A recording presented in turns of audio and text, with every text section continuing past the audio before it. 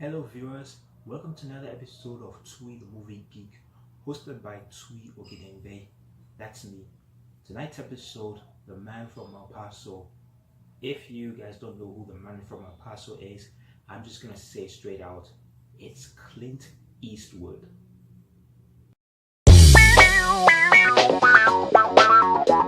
Clint Eastwood celebrated his 89th birthday on May 31st this year. The iconic actor, director, producer, music composer, and Oscar winner continues to inspire me.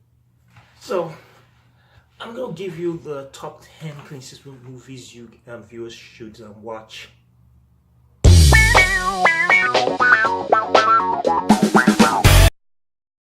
Every Which Way But Loose is an action comedy about a trucker and his pet orangutan called Clyde.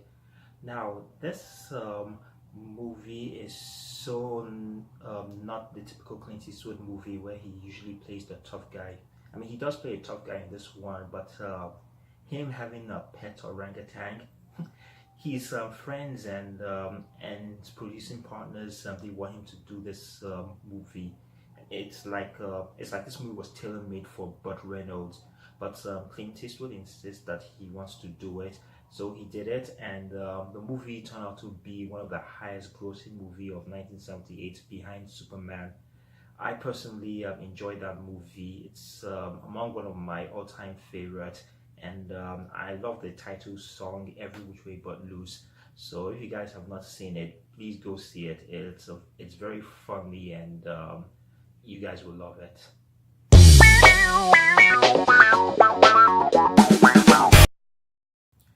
Firefox. It's an espionage action thriller directed by Clint Eastwood.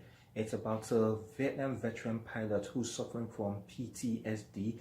He's called back to work for the CIA and the MI6. His mission is to steal a Russian fighter jet from the Soviet Union. The movie is filled with great special effects, great action sequences, a great musical score by Maurice Jarre, one of a few Clint Eastwood movies where Clint does not compose the music for his own movies. So if you haven't seen Firefox, please go see it. It's another of my favorite action movies with Clint Eastwood in it.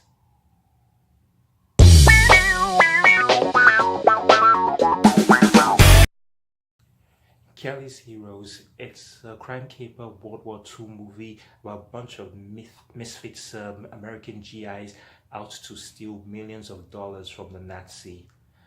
Now, Clint Eastwood, I heard that he didn't enjoy his experience making Kelly's Heroes.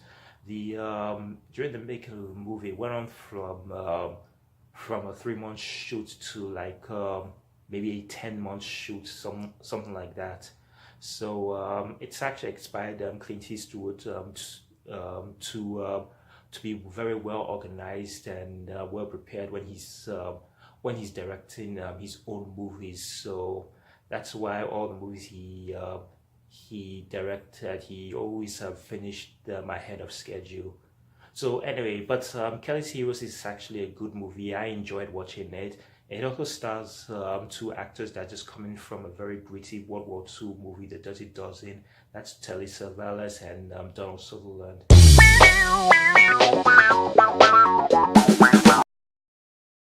Hang 'em High, a very gritty western about the consequences of hanging an innocent man.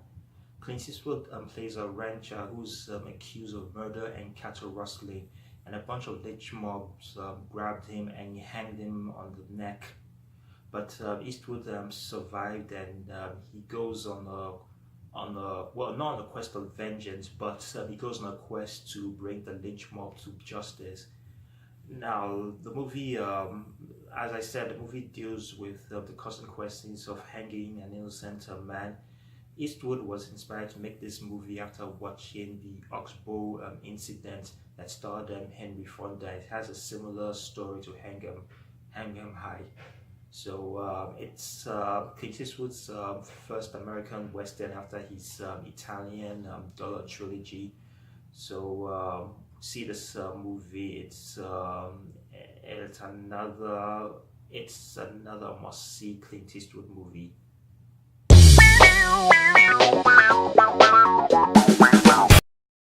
In the Line of Fire, it's Clint Eastwood's next movie right after his Oscar-winning movie Unforgiving. He plays a secret service who's challenged by an assassin played by John Malkovich. Malkovich gives an absolute chilling performance, and he earned an Oscar nomination for Best Supporting Actor. Uh, so yeah, Markovich taunts Eastwood into trying to save the president of the United States.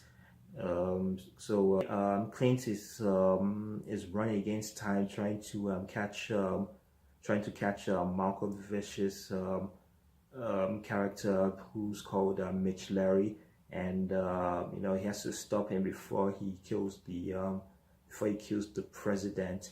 And Markovich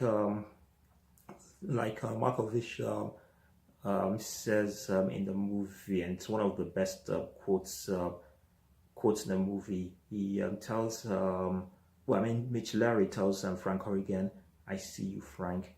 I see you standing over the grave of another dead president." But Horrigan makes a promise to him and tells him that's not gonna happen. So watch the movie. It's a great thriller. I loved it. It also happens to be one of Rene Russo's breakthrough role. For those of you who are wondering who Rene Russo is, I think you probably remember her from the Marvel Universe movies. She plays Thor's mother.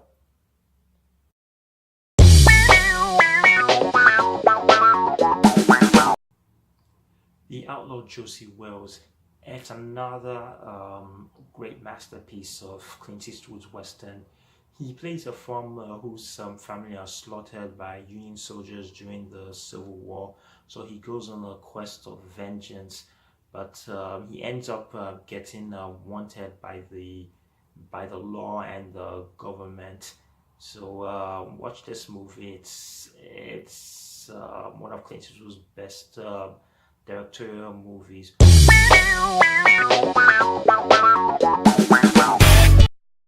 High Plains Drifter. It's another western directed by Clint Eastwood, but it's not again, it's not like the Dollar trilogy. So it's a different kind of western. I mean, there's been a lot of Clint Eastwood westerns on this top 10 list, and but really each western he does is completely different. So anyway, High Plains Drifter, he plays a stranger who rides into town, and all the out townspeople are very they don't know who this guy is or what he wants,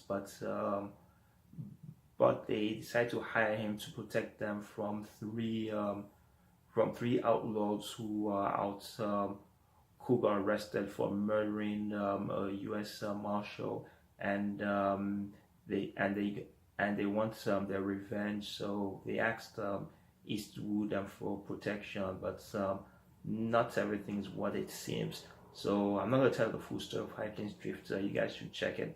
For those of you who haven't seen it, you guys should check it out. It's again another one of my favorite Clint Eastwood western. It's another great Eastwood movie.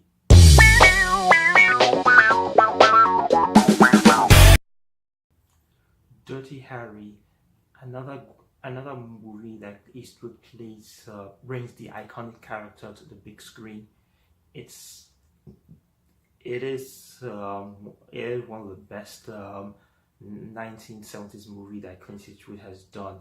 He plays Inspector Callahan, a San Francisco cop who goes against bureaucracy in order to catch a maniac serial killer.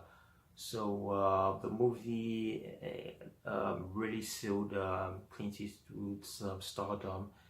It's the best cop action thriller. You should definitely watch it, and it has one of the most famous quotes, which usually gets misquoted sometimes. See, the people always think that he says, "Do you feel lucky, punk?" But he actually the correct quote is, you're just gonna have to ask yourself one question: do I feel lucky? Well, do you, punk? So watch. I probably shouldn't have say that for those of you who haven't seen Dirty Harry, but anyhow, you probably heard it before. So watch the movie. It's a super cool 1971 movie.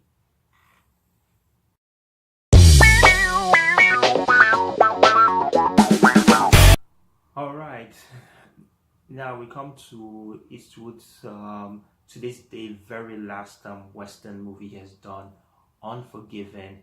Now this movie finally earned Oscar nominations. I think it was about six or seven. I think it's seven Oscar nominations, but it won four of them. One for Best Director, Best Picture, Best Supporting Actor, and Best Editing. Unforgiven. It's a great western.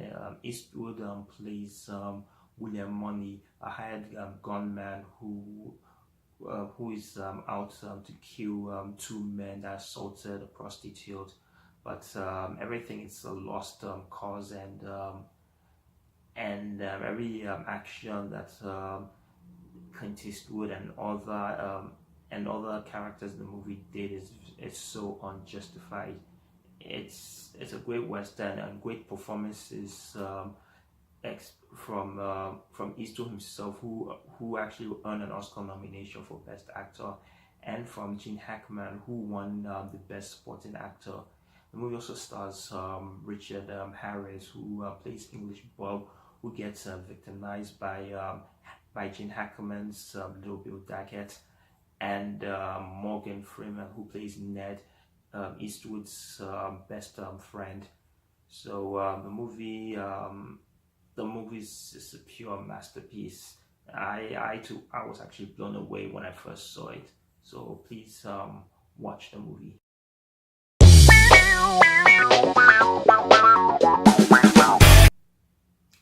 At last, we've come to the number one movie you viewers should see. It's the third of the Dollar Trilogy: The Good, the Bad, and the Ugly. Clint Eastwood once again reprises his role as the man with no name. Although in this one, like his two previous movies, he had a name, but they're all different. He's called Blondie in this one, and he's the good.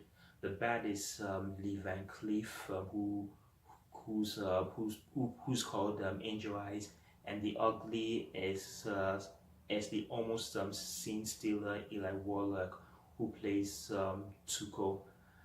The movie is it's Sergio Leone's third time as a director in the Dollar Trilogy, and also the third time Leone's music collaborator Ennio Morricone did the music for this. It's one of the best movie and my all-time favorite. It also happens to be the very first movie I saw when I was a young child. So please watch this movie. It has the best climax of the movie in the movie. So watch it, and trust me, you enjoy it.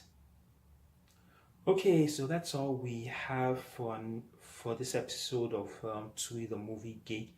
So so until the next episode, you guys have a good night, and you have a great weekend. Okay, bye for now.